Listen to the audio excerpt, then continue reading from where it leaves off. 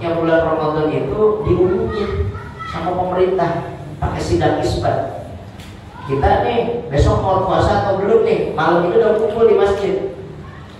Lalu dengar pemerintah, kata pemerintah lewat Menteri Agamanya, hadirin umat kaum muslimin wal muslimat yang ada di Indonesia, bahwasanya berdasarkan sidang isbat tahun ini besok mulai puasa. Tuh, berarti hari ini tanggal 1, malam tanggal 1, begitu. Karena sudah masuk tuh Ramadan tuh. Maka kita tarawih, besoknya mulai puasa. Om Agus nih, umumnya saya mau bilang, ini udah masuk di bulan Ramadan. Anaknya 15 orang. 15 kali 3,5 liter kan banyak ya Pak? Berapa? 15 kali 3,5 liter. Oh banyak. Berapa? 15 kali 3,5 liter. Udahlah nggak usah dihitung banyak. Banyak kan? Kita 45 liter ya. Ya, 45 liter ya. Maka sekira-kira 1 karung beras itu masuk awal Ramadan, malam taraweh, Om Agus sudah neng-neng beras nih. Kata Om Agus, Pak Imam Gunadi, ini beras zakat buat anak saya. Baru aja masuk Ramadan, baru aja taraweh kita. Gak apa-apa, anak saya 15 nyicil. Entar aja enggak, kalau entar terpakai. Nanti saya gak boleh zakat fitnah. Ini anak saya pertama. Besoknya begitu 2, besoknya ketiga, di hari ke-15 selesai. Karena setiap hari 1. Nyicil yang bagus.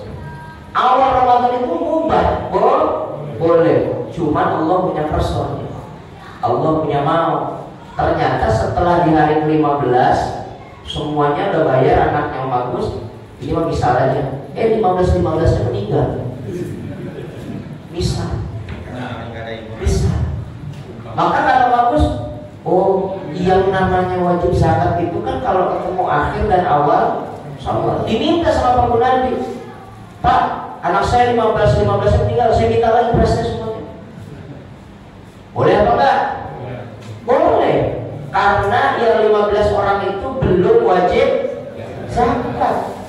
Karena baru mubah. Makanya kalau bikin pengumuman zakat jangan jauh-jauh. Baru tanggal 15 sudah mulai ngambil.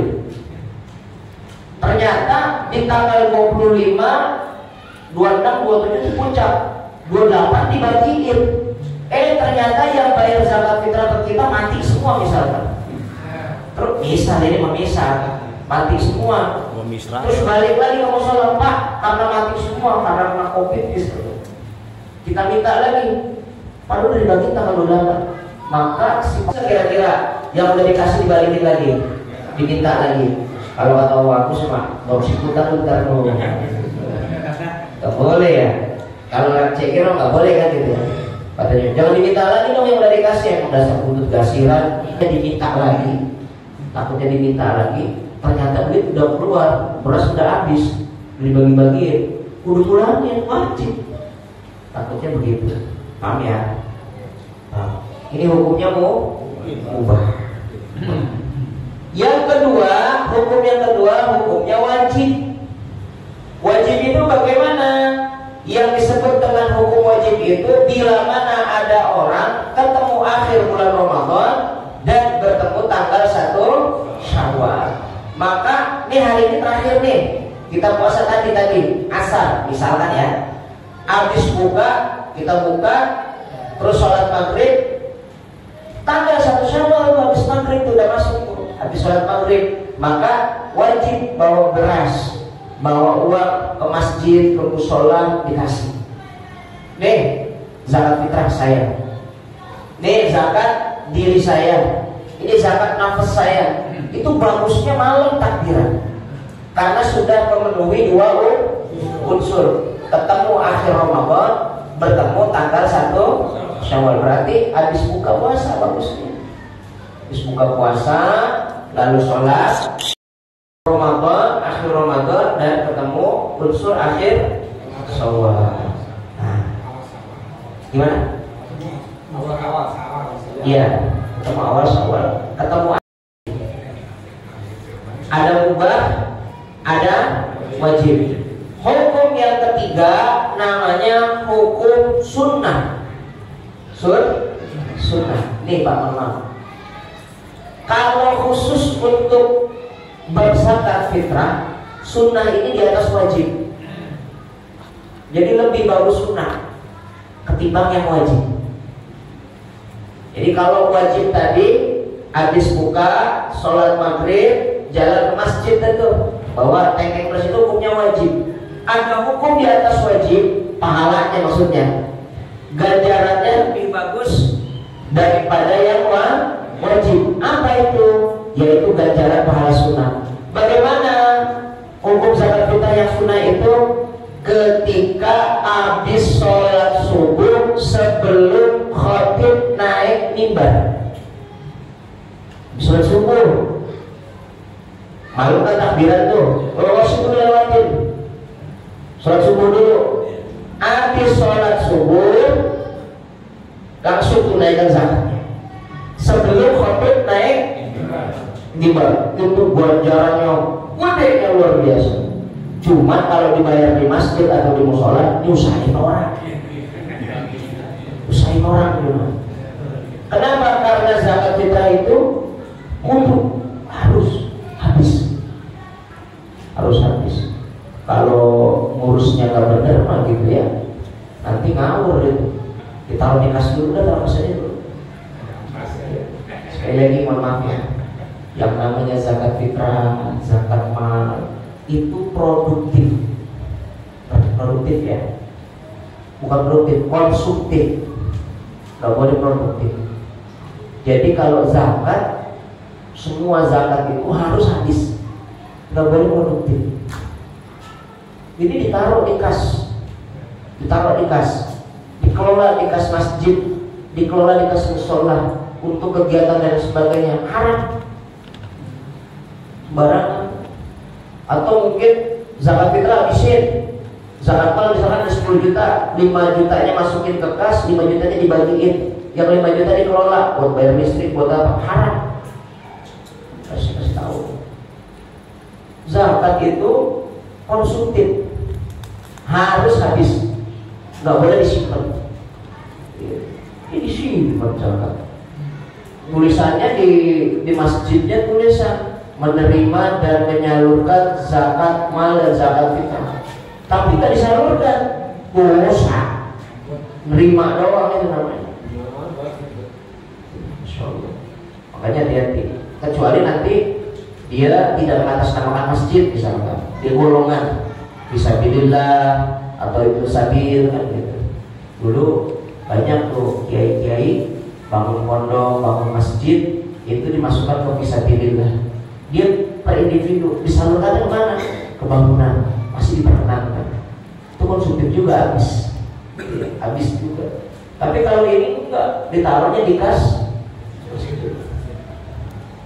Terus celakanya tuh duit zakat ditaruh di kas masjid buat pengajian. Ya Allah, buat pengajian. Dibikin santapan jasmani setelah ngaji, dosanya ampun-ampunan ya. Kiainya, ustadznya diem aja. Itu ada dua pendapat menurut saya kalau ustadz dan kiainya diem aja. Satu, emang biar ngajinya ada makanan. Yang kedua, ustadz kiainya kagak ngerti, nggak paham. Berarti ustadznya gobloknya loh. Itu kalau masuk neraka, ustadz duluan itu. Ustaz duluan. Nanti kita ditanya, bagus, kenapa habis ngaji kok ada makanan? Itu makanannya dari zakat. Lah saya mah kagak tahu. Itu ustaznya. Ini mau dari Jakarta. Saya jadi takut. Dari zakat mana nih?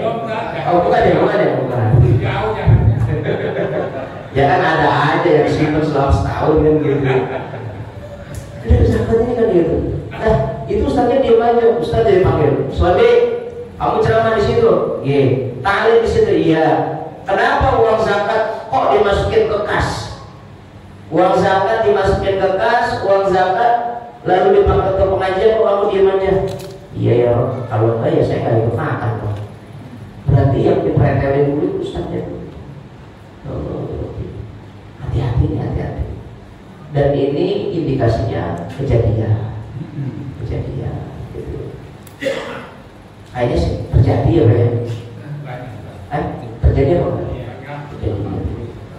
Jadi sunnah tuh Pak. Makanya zakat fitri, zakat fitrah, zakat nafas, zakat mal itu kudu habis. Maka jujur ini Pak, kalau saya kasih tahu, tapi jangan marah. Bagusan zakat fitrah atau zakat mal itu tidak ke lembaga, tapi ke perorangan. Yang kita lihat, oh ternyata ini nggak bisa, bisa terima nih, kasih. Itu yang terbaik menurut saya. Rasulullah begitu. Makanya hukum sunnah zakat itu adanya antara subuh sampai khutbah Jumat. Khutbah Jumat. Khutbah Idul Fitri. Maksudnya apa? Kita tuh udah ngincar tuh orangnya. Oh si fulan ini bisa terima, bawa langsung kasih. Kalau kita lewat masjid, repot Pak. Repot. Kalau cuma 3,5 liter, kalau ternyata ngasihnya banyak, kudu habis. Oh kalau nggak habis, ciloko, bahaya. Maka sunnah itu antara subuh sampai khutbah. Maka di antara waktu ini kita malam itu udah mikir siapa yang harus kita kasih. Jadi udah ngomong juga, Bu, mohon maaf, mohon izin, Ibu nanti kalau saya, mohon maaf Ibu ya, mohon maaf, kalau saya kasih zakat kira-kira nerima apa enggak? Gitu. Kata ibu, ya terima alhamdulillah. Tapi nanti saya kasih biar dapat pahalanya banyak. Nanti saya habis subuh. Boleh apa enggak? Boleh. Jangan begitu, cakep itu. Gitu. Ya, apa ini Pak? Jangan. Dulu saya waktu pernah jadi pengurus masjid, ada orang dianggap ini Mas. Dianggap mustahil zakat. Lalu malam itu udah jam 10 malam. Si bulan tuh kasih zakat. Ya, dikasih diantarin, gue belin saya. Kurang ajar nih, waktu itu kecil si muda orang terus. Kalau sekarang ya 2 belin saya banding orang. Kurang ajar gitu, menghina kamu. Saya itu bukan penerima zakat kan gitu.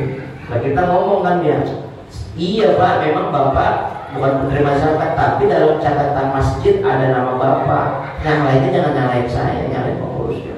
Panggil tuh yang satu itu, gomen nggak bisa. Jadi, tapi kejadiannya miskin orang itu, sombong kok. Sunnah harusnya terima. Dia ngomong, kalau ada orang diantarin zakat, sunnahnya begini. Ternyata kita punya diantarin zakat, ngomong doanya begini, Alhamdulillahirabbil alamin. Hari ini saya terima zakat, mudah-mudahan tahun depan saya yang bayar zakat. Hamba ini Pak, jangan sombong, dibuang. Wah itu kabarnya. Ajar Rasulullah begitu. Hari ini saya terima, mudah-mudahan atau insya Allah tahun depan saya yang zakat.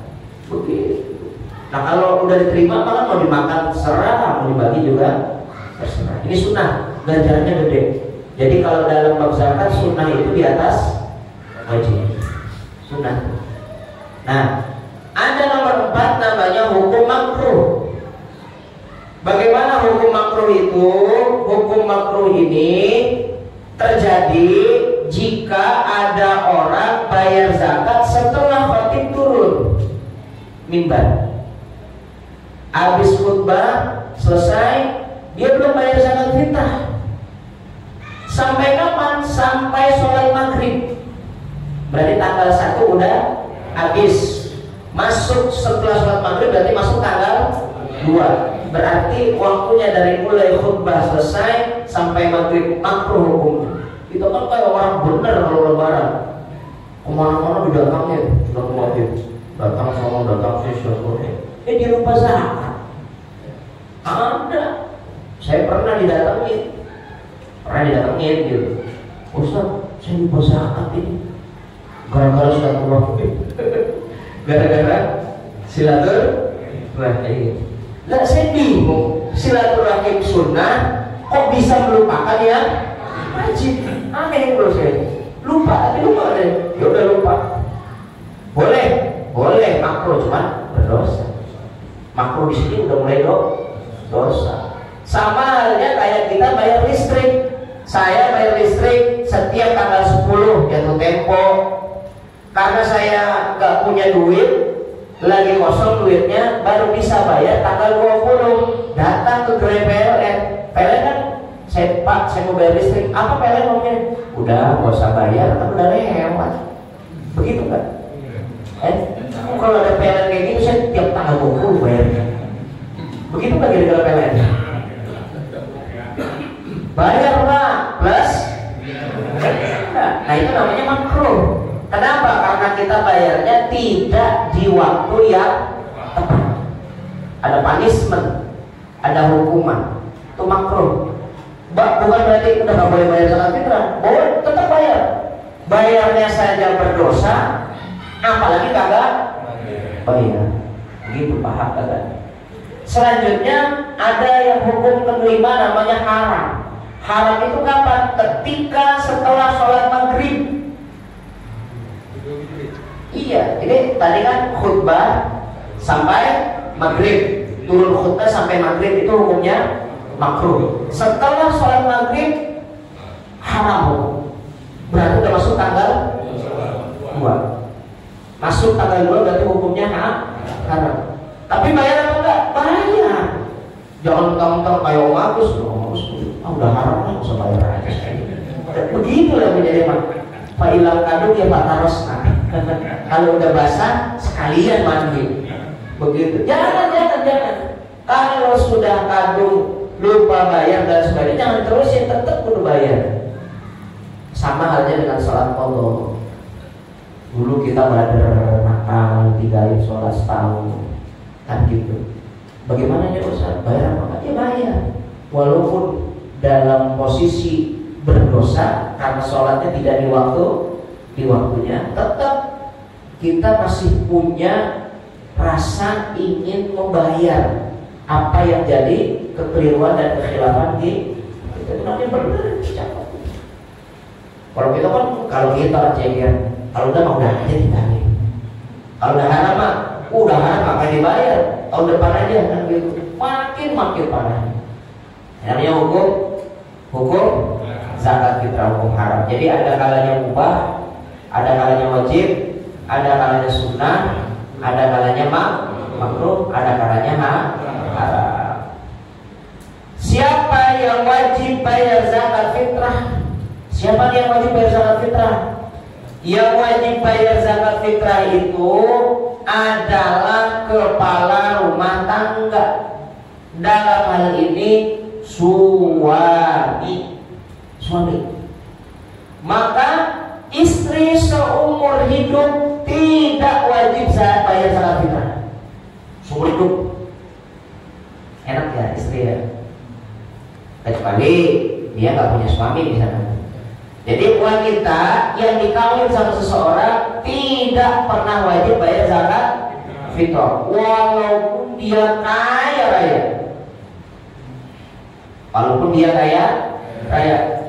Kewajiban bayar zakat fitrahnya terbebani kepada suami. Wah, enak ini. Jadi istri itu nggak wajib bayar zakat fitrah, walaupun dia kaya raya. Misalnya contohnya, ada orang suami istri kerja, contohnya kayak saya lah gitu. Istri saya kan kerja sekolah, itu gajinya lebih besar dari saya. Ya gajinya besar. Gitu. Saya nggak pernah nanya sih, nggak pernah nanya gaji kamu berapa, nggak berani. Ya, cuma pernah lihat slip gaji, pernah lihat slip gajinya lah. Gitu. Ini direkamnya nih, kontak-kontak lebih tinggi. Saya lah gitu. Maka istri tetap nggak wajib zakat. Yang wajib itu suami. Bahkan pernah terjadi nih Pak, jamaah saya dicondet. Satu waktu dia ini pengusaha, si cewek ini pengusaha. Dia nyewain proyektor buat kantor-kantor atau mobil apa buat bisnis. Itu saya begitu punya PT dia. Wah ya luar biasa. Cuman suaminya miskin raya. Jadi kalau istrinya kaya raya, suaminya miskin raya. Rayanya sama, cuman yang satu kaya raya, yang satu miskin raya. Nah si suami ini ganteng doang Pak. Kabupaten mohon maaf ya. Dan memang saya lihatnya begitu. Si istrinya kurang cantik, suaminya ganteng. Jadi modal tampang, modal kolor, dan isinya, dan gitu ya. Kerja juga enggak, kata saya ini enak banget. Jadi istrinya kerja. Satu waktu istrinya ngomong sama saya, Ustaz, suami saya kan gak kerja begini, tapi saya punya uang cukup banyak lah, kan saya cukup mampu. Saya wajib zakat fitrah enggak? Gak wajib. Lah kok gitu? Lah terus bagaimana? Iya wajib zakat fitrah tetap suami. Tapi malu saya kan kalau nggak bayar zakat fitrah, suami saya kan nggak bisa diharapkan. Ya sudah, bayar aja fitrahnya kepada suami. Kan suaminya miskin raya. Ini benar kejadian Pak Komandan. Dia bayar. Malu akhirnya. Datang saya, Ustaz, itu syaratnya Pak Ustaz ya. Iya, kalau begitu mulai insya Allah saya mau kerja aja. Malu saya. Mending tuh punya malu ya. Kadang-kadang kan kayak begitu nggak punya. Akhirnya kerja dia. Kerja juga kan walaupun hasilnya kecil sedikit. Kenapa? Karena istri biar kata kaya raya, wajib zakat fitrah selama masih punya suami. Dan suami biar kata miskin raya, wajib bayar zakat fitrah buat dirinya juga buat orang-orang yang ada di bawah tanggung jawab dia. Gitu ya. Nah, lalu anak ini selama belum balik tidak wajib bayar zakat fitrah. Anak itu nggak wajib bayar zakat fitrah. Yang wajib siapa? Bapaknya. Tuh anak bapaknya juga. Berarti jadi laki-laki ini. Maka mohon maaf nanti kalau bab waris, laki-laki itu warisannya lebih banyak ketimbang perempuan. Tapi kalau warisannya habis untuk bayar utang, kok masih ada sisa utang, yang wajib nanggung laki-laki. Laki-laki bulannya begitu. Kalau kita kan kagak mau, warisnya mau, utangnya kalau dibayarin, itu namanya pintar kodek. Anak yang belum balik, artinya di bawah 15 tahun, gak wajib bayar zakat fitrah. Yang bayarin suaminya, bapaknya. Tapi kalau udah 15 tahun, kok si anak punya penghasilan, punya kerjaan cukup banyak, maka anak tersebut tidak wajib dibayar sama suami, sama bapak. Maka yang wajib bayar dia sendiri. Anda 15 tahun sudah punya penghasilan, maka orang baligh itu 15 tahun. Di dalam Islam, kalau ada anak 15 tahun, itu udah lepas dari tanggung jawab orang tua. Sholatnya, puasanya, zakatnya, pendidikannya. Kita begitu Pak. Kalau udah 15 tahun udah di samping itu harusnya. Masa di samping nanti ya? Bisa, kalau gak boleh dikasih apa-apa, gak boleh dikasih fasilitas apa-apa. Itu Islam ngomong kayak begitu. Tapi saking baiknya Bapak, anak udah 30 tahun, 40 tahun, udah kali udah punya anak lagi, tetap aja masih dikasih. Ma, ada apa ya? Gak punya beras ya kan? Udah dong, beras. Kebetulan kemarin baru dapat dari KJP, bagi dua ya. Bagi dua sama orang tua. Begitu makan kita kan? Astagfirullahaladzim. Itu kebaikan orang tua. Balik saja kita udah bukan tanggung jawab orang tua. Baliknya udah bukan tanggung jawab orang tua. Maka apabila ada anak 15 tahun, bahasanya balik 15 tahun itu. Kok balik 15 tahun, maka anak tersebut kalau punya penghasilan nggak boleh dibayarin sama suami atau sama bapaknya, bayar sendiri. Begitu. Kira-kira kalau 15 tahun udah bisa jadi duit atau belum tuh Pak? Kalau di sini, kalau di sana mah udah bisa. Nabi Muhammad 11 tahun, 12 tahun udah dagang, liila fi Quraisyin ila fihim rihlatash shita'i was-shayf. Nabi Muhammad itu jadi pedagang lintas negara 12 tahun. Pedagang top 12 tahun. Maka usia 40 tahun udah jadi top investor. Nabi Muhammad dagangnya udah 12 tahun. Belum 15, 12 tahun udah jadi pedagang. Bill Gates, anak yang pendiri Facebook, Mark Zuckerberg 14 tahun itu udah bisa punya duit hebat, triliunan dolar. Kita mah udah hampir 70 tahun, duit nggak pernah bersahabat sama kita, lari mulai dari kantong. Saya nggak ngerti. Sekali dia punya handphone, punya yang lain-lain, cuma buat nonton TikTok, YouTube dan sebagainya, nggak pernah menghasilkan duit. Kalau orang sana mah boleh handphone bagus, tapi harus menghasilkan duit. Kita mau ngojek seumur umur. Nadiem pinter banget bikin aplikasi, dia mah jalan-jalan kemana-mana. Nadiem itu masih muda loh Pak. Nadiem Makarim itu jadi Menteri Agama. Otaknya dia pakai bikin aplikasi namanya Gojek. Yang lain mau kepanasan, kehujanan dan sebagainya, dia mau jalan-jalan. Dia mah kopi sambil makan pisang, sambil makan keripik bunyi keruk lagi. Itu Nadiem, pinternya luar biasa. Otaknya dipakai sih. Kalau kita kan tenaga terus otak nggak pernah dipakai. Maka kalau dilihat nih otak kita belum rusak Pak. Kalau otaknya makin hancur-hancuran kan, itu makin pintar, makin hebat. Jangan mikir kita. Masya Allah. Jadi kalau 15 tahun udah punya penghasilan, jangan dikasih bayar, jangan disuruh zakat. Tapi kalau 15 tahun, tadi kata Om Agus, kalau 15 tahun kok orang tersebut masih dalam naungan kita, masih belajar, belum bisa nyari duit dan sebagainya, kita yang bayarin bapaknya yang bayarin. Cuma jangan dilepas. Hukumnya begitu. Maksudnya dilepas begini. Nah, ini duitnya jalan sendiri, jangan. Duitnya dikasih ke anaknya, kita dampingin. Ke masjidnya bareng. Nah, ayo masjid, ini duitnya kamu yang bayar, kita yang nyaksiin. Begitu. Ini Islam. Masya Allah, luar biasa ya. Kalau kita kan enggak, anak sholat mantap jalan sendiri, aku bayarin juga. Jalan sendiri. Kalau 15 tahun masih belum punya penghasilan, masih sekolah, kasih duitnya 15, kalau 15 berapa? 50 lah kalau ya, kasih 50.000, jalan, kita dampingin, biar dia ngomong, Pak Gunadi ada apa? Saya mau bayar zakat fitrah. Oh, kamu anak siapa? Ini bapak saya sakit. Ketemu itu ketahuan. Oh, gitu. Itu namanya paham ya? Begitu juga yang tidak wajib bayar zakat fitrah itu pembantu,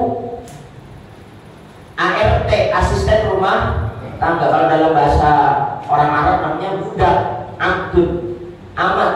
Itu nggak wajib bayar zakat fitrah. Siapa yang wajib bayar zakat fitrahnya? Tuannya. Jadi kalau kita punya ART, maka ART itu jadi tanggung jawab kita. Jadi tanggung jawab kita.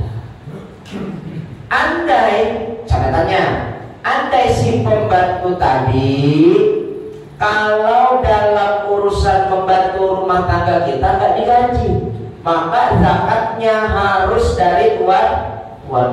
Tapi ada ya orang ikut kita tapi dia nggak digaji, ada nggak? Nggak ada yang mau. Kalau di sinetron ada, di film, Tuan saya mau ikut Tuan aja dah, hidup dan mati saya ikut Tuan, biar saya nggak digaji tak apa. Ada ya begitu ya, tapi di film. Kalau di kenyataan ada nggak kira-kira? Nggak ada. TKW dibayar. Dia punya gaji, maka wajib yang bayar itu dirinya sendiri. Kalau dia punya gaji, wajib dirinya sendiri. Akan tetapi walaupun dia wajib pada dirinya sendiri, lebih bagus, lebih cakep si tuannya itu berbuat ihsan, dia bayar. Ihsan itu berbuat bagus. Contoh begini, ihsan itu begini nih Pak. Ini saya suruh taruh nih, tolong taruh di atas meja. Kalau orang baru beriman, itu naruhnya bebas, dia taruh di pinggir. Ada potensi nggak jatuh? Ada orang lewat berpotensi jatuh. Ini baru beriman ini. Tapi benar nggak naruhnya? Benar. Mau suruh taruhnya di atas kok. Disuruh taruhnya di atas, benar atau enggak? Benar. Kalau orang ihsan taruh tuh di atas meja, maka dia kalau dipikir pasti ya kita di tengah atau di tengah. Kenapa? Biar nggak terjangkau anak kecil, biar nggak kesenggol orang. Ini ihsan. Sama kayak orang-orang yang kayak begini. Orang-orang yang seperti tadi memang pembantunya punya gaji, tapi karena dia mau berbuat ihsan, dia pakai, dia bayarin tuh gaji, dapat zakatnya. Cakep itu, orang yang hebat itu. Apalagi kalau orang-orang itu kita lihat gajinya juga kecil nih kan gitu. Takutnya dia pulang nggak bawa duit ke kampung, maka dia kasih kayak gitu. Nah ini bagus gitu. Paham ya? Jadi itu yang wajib bayar zakat kita sebenarnya laki-laki kalau sudah menikah. Nah, gitu. Ada pun ukuran zakat yang paling penting. Ukuran zakat. Ukuran zakat fitrah itu yang paling penting itu satu, semua imam selain Imam Hanafi Abu Hanifah, berarti Imam Syafi'i, Maliki, Ahmad bin Hanbal, selain Abu Hanifah itu meyakini dan menyatakan zakat fitrah itu pakai makanan pokok. Makanan pokok satu negara. Kalau di Arab makanan pokoknya sair, gandum, tamar, kurma, inap, anggur. Makanannya pokok itu.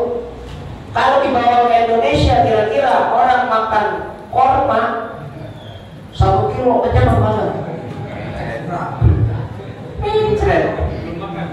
Disebutnya belum makan. Ada orang di Indonesia nih udah makan bacak, Pak. Bacak. Tahu bacak nggak? Yang isinya ayam atau sapi. Dia makan 2 biji, belum makan. Lah, itu bacak apa namanya? Padahal kan nasi gitu. Lontong yang isi oncom sama isi sayuran, makan 3-4 sama bakwan 4 biji. Habis maghrib, habis buka, makan lagi nasi. Emang tadi udah makan, dan tadi makan lontong. Bukan nasi. Itu orang Indonesia. Makanan pokoknya jelas. Berarti kalau di Indonesia Timur makanan pokoknya sagu. Ada juga yang di Madura makanan pokoknya jagung. Di Gunung Kidul gaplek, tiwul ya? Iya, gaplek. Itu makanan pokok tuh. Kan, sagu. Iya di Indonesia Timur tadi. Dia taunya Papua doang. Indonesia Timur itu Maluku, Makassar juga ya? Makassar Timur ya? Pernah ya? Pernah ya? Tapi dia punya makanan namanya kapurung. Kapurung itu punya sagu juga, sagunya itu. Kapurung. Kalau kapurung di restoran sih enak kan, makan solo kan gitu. Sagu dimakan gitu. Kalau kita kan kurang. Kalau kita mah nasi perak dulu, lontong, baru nasi pur. Ahmad ibn Hanbal menyatakan pakai makanan pokok. Abu Hanifah juga bilang yang bagus makanan pokok. Cuman Imam Abu Hanifah bilang tapi boleh pakai uang. Jadi yang boleh pakai uang itu Imam Abu Hanifah. Yang boleh pakai uang itu Imam Abu. Di Indonesia, mobil bus di Jakarta, mazhabnya Syafi'i, tapi pakainya duit. Ngaco ini. Error itu, human error. Tapi tadi jelas, boleh apa nggak boleh kita lihat. Nah, Imam Syafi'i, Imam Maliki, Imam Ahmad ibn Hanbal, 3 nih. Dia bilang yang namanya bayar zakat fitrah itu harus pakai makanan pokok. Makanan pokoknya itu 1 sok. Ukuran 1 sok. 1 sok itu ukuran takaran. Ada sok, ada mud namanya. Kalau kita kan literannya Pak, 1 liter, 2 liter, 3 liter nggak ada, 5 liter ya? 3,5 ya? Nggak, 2 liter nggak ada ya? 1 liter, Pasti diskonto. Literan Indonesia itu loh. 1 setengah dulu, setengah, 1, 2, 5 gitu. Kalau setengah liter nggak usah dihitung lah ya. Setengah, 1, 2, 5 gitu kan, itu liter nasional. Kalau di Arab ada namanya sok juga literan, mud juga literan. Ada mud, ada sok. Cuma kalau mud itu biasanya dipakai buat fidyah. Nah ini mas sok.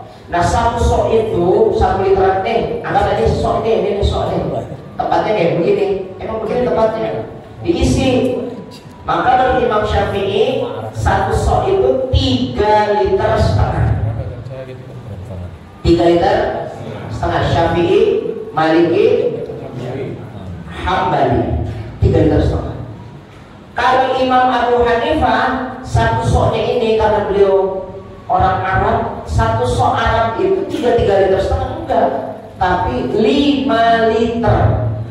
Jadi 1 sok itu 5 liter, ada perbedaan 1,5 liter. Kalau Syafi'i 3,5 liter, Maliki 1 sok itu 3,5 liter, Hambali 3,5 liter. Abu Hanifah 1 sok itu 5 liter. Berarti ada ikhtilaf, ada perbedaan. Nah, ini jadi masalah. Boleh nggak bayar fitrah pakai duit? Boleh, kalau pakai mazhab Imam Abu Hanifah. Cuman uniknya orang Indonesia udah pindah mazhabnya Abu Hanifah, lalu bayar fitrahnya pakai duit, ukurannya salah. Kan harusnya bukan 3,5 liter, harusnya 5 liter. Maka kalau 1 liter 10.000 bukan 35.000, kudu 50.000. Ini mau enggak? Ya bayar orang sudah itu pakai duitnya. Udah gitu bayarnya pakai Imam Abu Hanifah, maunya korting pakai Imam Syafi'i, bayar 35.000. Ini salah.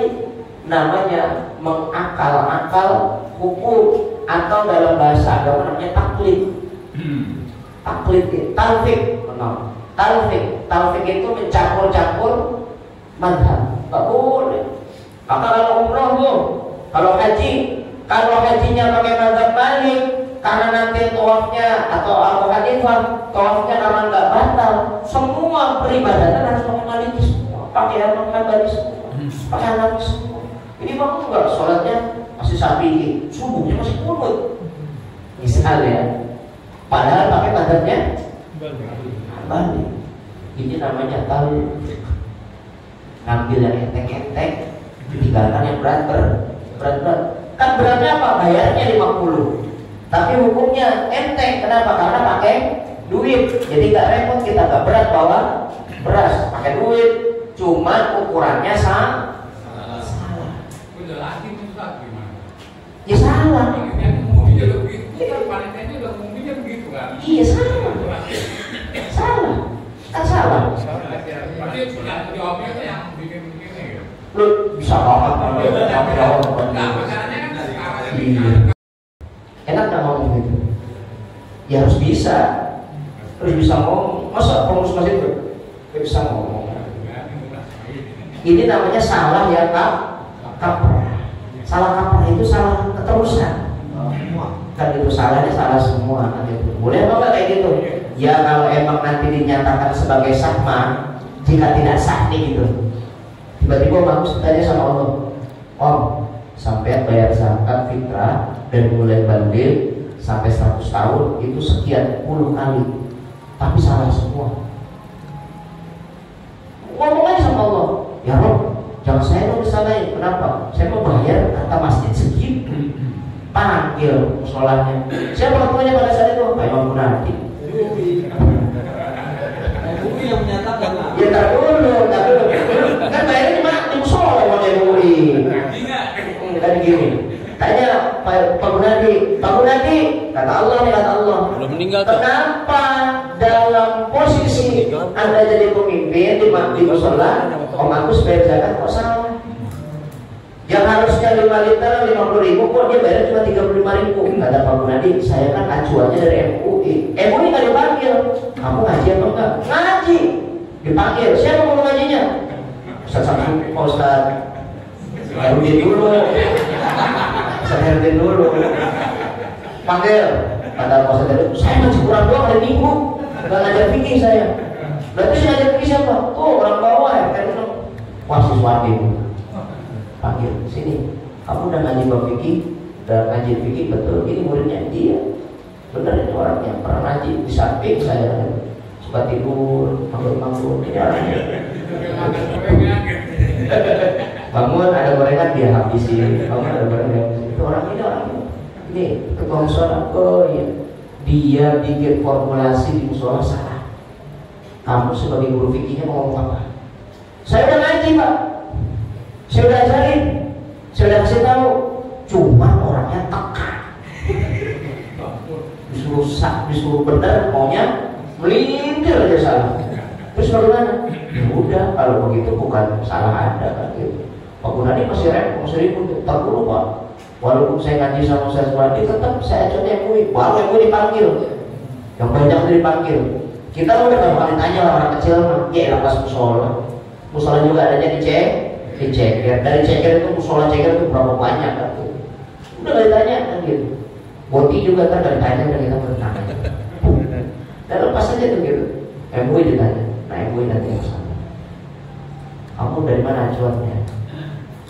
Dia harus jawab. Kan gitu. Makanya sebenarnya sih menurut saya Pak, orang goblok itu enak. Orang bodoh itu enak. Kalau nggak tahu tinggal bilang saya ikut simpulan. Asal simpulannya benar-benar ngakuin. Makanya kan ada orang-orang yang ngaku saya ikut simpulan, tapi simpulannya nggak mau ngaku. Bener nggak dia lagi? Enggak, orang dia ngaji awal akhir doang. Pembukaan sama penutupan. Nah kok bisa begitu? Pembukaan ada nasi padangnya, penutupan ada nasi kebulingnya udah selesai. Habis itu juga orang ikut lagi. Ada yang begitu? Banyak banyak kalau kajian begitu. Dan gitu ya Allah ya Rabbi ya Allah di Malaysia itu kayak begitu. Jadi nanti kita mau udah cuci tangan, tapi mohon maaf ya, kalau kita bisa benar kan kenapa enggak gitu ya. Jadi kan sebenarnya ngaji itu untuk benar ibadah kita gitu, biar benar ibadahnya maksudnya. Jadi kadang kala Pak yang benar itu jadi asing, yang benar itu dianggap kok kagak lumrah, lo kok kagak benar nih. Padahal kita yang benar, pakai dalil, pakai ini. Ternyata karena di adatnya, di masyarakatnya nggak sesuai, kita dianggap jadi aneh. Padahal dulunya yang aneh mah yang salah. Makanya kalau orang benar mah sedikit. Kalau orang benar banyak, apalagi semuanya benar, surga mah penuh. Gak ada neraka. Pandai ya. Berarti ngaji ini untuk apa ya? Untuk benar. Nah, ada berani nggak? Kan gitu dia ngomongnya begitu. Berani apa enggak? Ya itu urusan ntar belakangan. Kalau nggak berani berarti ya siapa masuk neraka gitu aja. Gitu. Coba nanti kita perbaiki. Baik, saya kira dulu. Ayo diskusi. Bagaimana ini? Begini Pak, mengikuti ulil amri itu jika benar. Kalau salah jangan. Kan gitu. Kalau misalkan ternyata keliru, ya jangan diikuti. Begitu. Contoh ya, ini contoh, tapi jangan apa namanya? Jangan marah nih. Zaman Golkar. Bapak kan kalau PNS kan Golkar semua kan.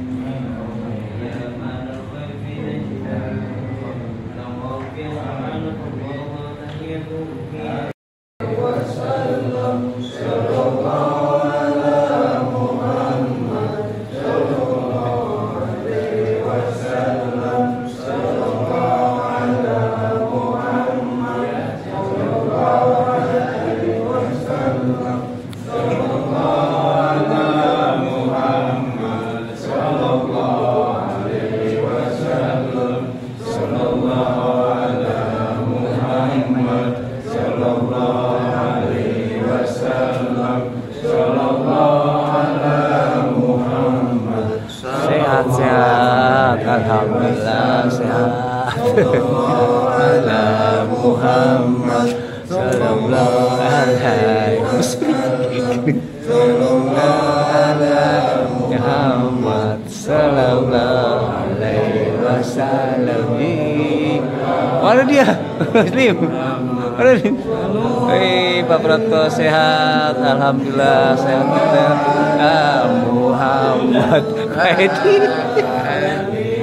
Sallallahu alaihi wasallam. Amin.